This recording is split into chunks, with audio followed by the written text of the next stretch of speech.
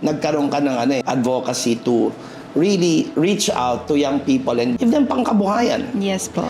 Bakit mo naisipan tong i-full blast? Yung minsan kasi may nagsabi sa akin na, Madam, salamat po sa sahod ko kasi may pagkain na po yung pamilya namin. Parang ang sarap pakinggan.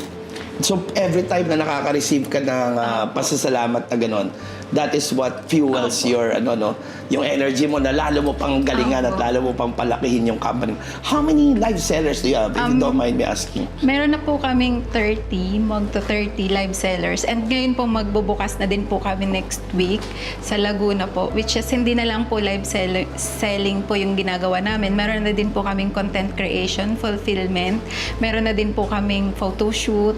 Wow! Meron na din po kaming videos. So from ng humble mga beginnings models na po. talagang Yes sinalo po. mo lang yung mga dating kliyente mo para lang account management, now you have turned into a full blast e-commerce agency. Yes po. Wow, congratulations Thank you. po, Miss Alvian. I'm very proud of you. Thank you. Dito kasi sa show natin, di ba, kaya na yung tinawag na Law of Giving Challenge is because ang goal natin is not just to hear yung success stories ng mga nag-struggle na mga business people like you, but also, di ba, now that you are successful, you've already made your first million and so on, dito naman, magbibigay tayo. Yes po. Ayan.